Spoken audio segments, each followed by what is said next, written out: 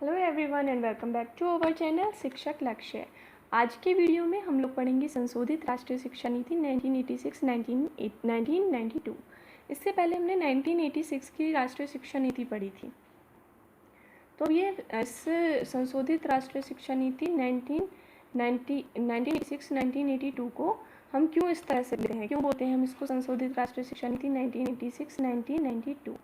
तो इसका जो बड़ा रीज़न है वो ये है कि ये जो आपकी राष्ट्रीय शिक्षा नीति 1986 थी, इसमें एक बात कही गई थी कि हर 5 साल के बाद इस शिक्षा नीति की समीक्षा की जाएगी, इसका मूल्यांकन किया जाएगा और ये देखा जाएगा कि और किस तरह से हम इसे और बेहतर बना सकते हैं। तो 5 साल पूरे भी नहीं हुए थे, अभी 1990 ही आया था, तभी से इसकी समीक्षा के लिए एक समिति राममूर्ति समीक्षा समिति का गठन कर दिया गया इस शिक्षा नीति की समीक्षा करने के लिए। उन्होंने अपनी रिपोर्ट दे दी 1992 में। अब हमें इस रिपोर्ट पर चर्चा शुरू होने ही वाली थी कि केंद्र में सरकार बदल जाती है। अब केंद्र में सरकार बदल गई तो दूसरी सरकार ने एक और शिक्षा समिति अपनी अडॉप्ट की, इसके लिए बनाई। कौन सी? जनार्दन रेड्डी समिति। जनार्दन रेड्डी समिति ने अपनी रिपोर्ट 1992 में ही पेश कर दी।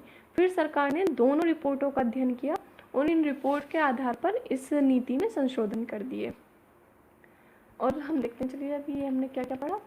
तो राष्ट्रीय शिक्षा नीति 1986 में प्रावधान था कि प्रत्येक 5 वर्ष के बाद नीति की समीक्षा की जाएगी, किंतु 1990 में ही इसकी समीक्षा के लिए राममूर्ति शिक्षा समिति 1990 का गठन कर दिया गया। अभी इस रिपोर्ट पर विचार होना शुरू भी नहीं हुआ था कि केंद्र सरकार में बदली और बदली सरकार ने समीक्षा के लिए जनार्दन रेड्डी समिति 1992 का गठन कर दिया। दोनों समितियों की रिपोर्ट के आधार पर सरकार ने उसी वर्ष 1992 में नीति में संशोधन कर दिया। इसकी कार्य योजना में भी परिवर्तन हुए। इसमें 23 भाग थे। अच्छा, कार्य योजना मैंने आपको बताया था क्या है। कार्य योजना जब हमने 1986 में पढ़ी थी तो वहाँ पढ़ा था कि पहली कोई ऐसी ये नीति रही जिसमें कार्य योजना को बताया गया। कार्य योजना क्या कि किस तरह से हम अपना कार्यों को करेंगे, किस तरह से नीति का क्रियान्वयन होगा अच्छे तरीके से, ताकि ये अपने लक्ष्य को प्राप्त कर सके। क्या स्ट्रेटजीज रहेंगी ताकि ये अपने लक्ष्य को प्राप्त कर पाए, किस तरह से इम्प्लीमेंटेशन होगा, ये सब इसमें था। तो इसकी कार्य योजना में भी परिवर्तन किया 1986 वाली में। ठीक है, 23 भाग थे। अब इसमें संशोधित कार्य योजना में कितने भाग थे? 23 भाग थे। देखते हैं अब हम इसका ये जो भाग थे उन्हें। तो भाग मैंने आपको बताया 23 थे। हर एक भाग में अलग अलग तरह की शिक्षा की व्यवस्था थी। जैसे बात करें प्रथम, तो प्रथम भाग में नारी के लिए समान शिक्षा व्यवस्था थी। द्वितीय भाग की बात करें तो द्वितीय भाग में क्या था? द्वितीय भाग में अनुसूचित जाति जनजाति पिछड़े वर्गों की शिक्षा थी। अच्छा, पहले इंपॉर्टेंट डिस्कस करते हैं। तो ये फर्स्ट बहुत इंपॉर्टेंट है, नारी के लिए समान शिक्षा की व्यवस्था। सेकेंड भी इम्पोर्टेंट है, अनुसूचित जनजातियों के लिए शिक्षा। थर्ड भी इम्पोर्टेंट है, अल्पसंख्यकों के लिए शिक्षा। उसके बाद हम बात करते हैं तो ये आपका 22वां बहुत इम्पोर्टेंट है, शिक्षक प्रशिक्षण। शिक्षक एवं उनका प्रशिक्षण से संबंधित यहाँ पे बात कही गई थी। 23वां भाग था शिक्षा का प्रबंध, ये भी बहुत इम्पोर्टेंट है। इसके अलावा 20वां भाग बहुत इम्पोर्टेंट है। 20वें भाग में क्या कहा गया था? 20वें भाग में कहा गया था खेलकूद एवं शारीरिक शिक्षा के लिए। अब हम एक बार सारे पढ़ लेते हैं कि किसमें किस तरह की शिक्षा की व्यवस्था थी। प्रथम भाग में नारी के लिए समान शिक्षा की व्यवस्था थी। द्वितीय भाग या दूसरा भाग, उसमें अनुसूचित जाति जनजाति एवं पिछड़े वर्गों की शिक्षा की व्यवस्था थी। तीसरे भाग में अल्पसंख्यकों यानी माइनॉरिटीज़ की शिक्षा की व्यवस्था थी। चौथा भाग विकलांगों की शिक्षा। पांचवा प्रौढ़ एवं सतत शिक्षा। छठा पूर्व बाल्यकाल की शिक्षा। सातवां प्रारंभिक शिक्षा। आठवां माध्यमिक शिक्षा। नौवां नवोदय विद्यालय। 10वां व्यावसायिक शिक्षा। 11वां उच्च शिक्षा। 12वां मुक्त शिक्षा। 13वां जो भाग था वो था उपाधि रोजगार से विलग्नता। 14वां भाग ग्रामीण विश्वविद्यालय संस्थान से संबंधित था। 15वां भाग तकनीकी एवं प्रबंध शिक्षा से संबंधित था। 16वां भाग अनुसंधान एवं विकास से संबंधित था। 17वां भाग सांस्कृतिक परिप्रेक्ष्य से संबंधित था। 18वां भाग भाषाओं के विकास से संबंधित था। 19वां भाग जन संचार एवं शैक्षिक तकनीकी से संबंधित था। 20वां भाग खेलकूद और शारीरिक शिक्षा से संबंधित था। 21वां भाग मूल्यांकन प्रक्रिया एवं परीक्षा प्रणाली में सुधार से संबंधित था। 22वां भाग शिक्षक एवं उनके प्रशिक्षण से संबंधित था। और 23वां भाग शिक्षा का प्रबंध से संबंधित था। तो इस तरह से ये 23 भाग थे इसमें। और ये जो मैंने आपको अभी यहाँ पर बताया ये बहुत ज़्यादा इंपॉर्टेंट है, ये आपको याद रखने होंगे। बात करते हैं कि इसमें संशोधन क्या हुआ, क्योंकि ये सिर्फ एक संशोधित नीति है, कुछ संशोधन ही बने हैं इसमें 1986 से। देख लेते हैं क्या क्या संशोधन हुए। तो 300 जनसंख्या वाले क्षेत्र के स्थान पर 200 जनसंख्या वाले क्षेत्र में एक प्राथमिक विद्यालय खोला जाए। जो हमारी 1986 की शिक्षा नीति थी उसमें क्या कहा गया था कि 200 जनसंख्या जहाँ 300 जनसंख्या होगी वहाँ पर एक प्राथमिक स्कूल या प्राइमरी स्कूल खोला जाएगा। तो यहाँ पर उस शर्त को थोड़ा उदार कर दिया गया, कहा 300 नहीं 200 जनसंख्या पर ही एक प्राथमिक विद्यालय होना चाहिए। 3 किलोमीटर की दूरी के स्थान पर 2 या 3 किलोमीटर की दूरी पर उच्च प्राथमिक विद्यालय खोला जाए। 1986 में उच्च प्राथमिक विद्यालय के लिए क्या था कि 3 किलोमीटर की दूरी पर रहेंगे ये, लेकिन यहाँ पर कह दिया 3 नहीं 2 से 3 किलोमीटर की दूरी पर रहने चाहिए। तो यहाँ पर भी एक शर्त उदार हुई। ब्लैक बोर्ड योजना से कम 2 कमरों के स्थान पर 3 बड़े कमरों का प्रबंध हो तथा 2 शिक्षकों के स्थान पर 3 शिक्षकों की नियुक्ति हो। ब्लैक बोर्ड योजना में क्या था, 1986 में ब्लैक बोर्ड योजना का जिक्र किया गया। उसमें ये था कि इसमें 2 तो बड़े कमरे होंगे और सिर्फ प्राइमरी एजुकेशन के लिए होगी। अच्छा, ये जो था ये उच्च प्राथमिक शिक्षा के लिए था। उच्च प्राथमिक शिक्षा या निम्न माध्यमिक शिक्षा के लिए कौन सा, 3 किलोमीटर की दूरी के स्थान पर 203 किलोमीटर में उच्च, ये यहाँ पर प्राथमिक के लिए, ये भी प्राथमिक के लिए और ये उच्च प्राथमिक के लिए।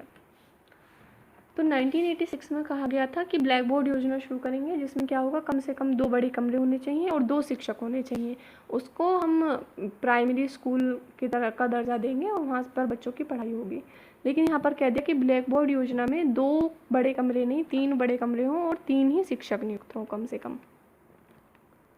ब्लैक बोर्ड योजना को उच्च प्राथमिक विद्यालयों के लिए भी स्टार्ट किया जाना चाहिए। यहाँ पर ये सिर्फ प्राथमिक विद्यालयों के लिए थे, तो अभी यहाँ पर बात की गई कि उच्च प्राथमिक विद्यालयों या निम्न माध्यमिक विद्यालयों के लिए भी ये स्टार्ट होना चाहिए।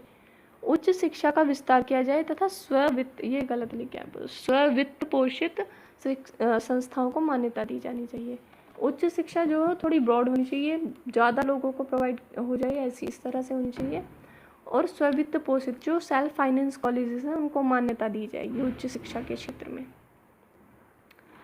तो ये इसके संशोधन थे। अगर हम बात करें इस नीति के मूल्यांकन की, तो इस नीति के मूल्यांकन में वही बातें निकल कर आएंगी जो राष्ट्रीय शिक्षा नीति 1986 में थी।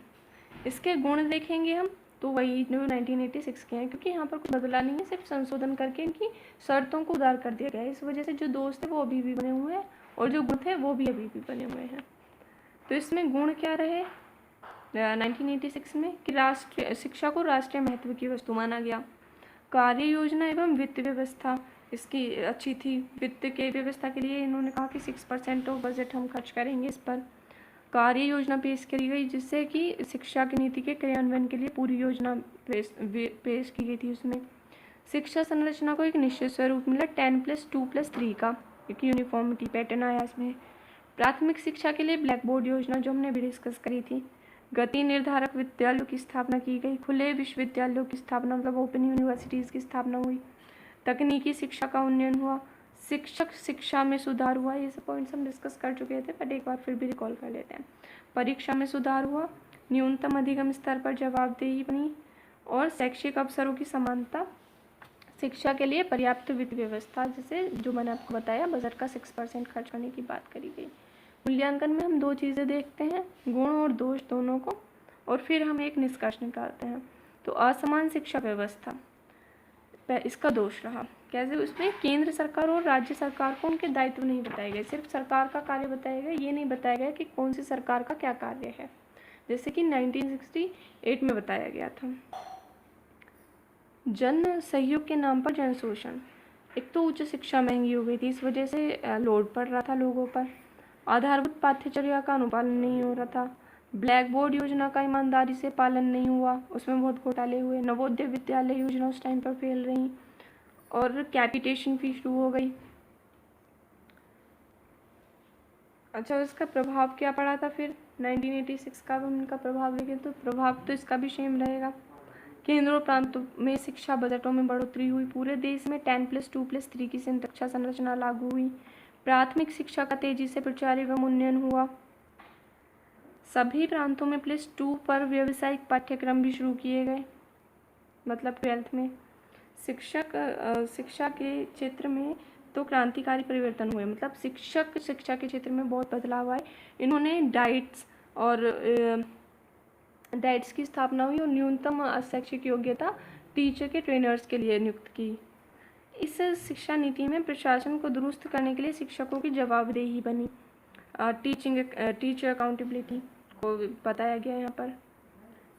प्रौढ़ शिक्षा एवं सतत शिक्षा कार्यक्रमों को भी गति मिली। 2001 में क्या था, हमारे देश की साक्षरता जो दर थी वो 65.38 थी, जो कि अब 2011 की जनगणना के अनुसार है 74.04। तो ये था हमारा आज का टॉपिक, संशोधित राष्ट्रीय शिक्षा नीति 1986-1992। इसके बाद हम पढ़ेंगे राष्ट्रीय ज्ञान आयोग। Thank you so much. अगर आपको ये वीडियो अच्छी लगी तो प्लीज़ चैनल को सब्सक्राइब करें एंड वीडियो को लाइक करें। Thank you so much.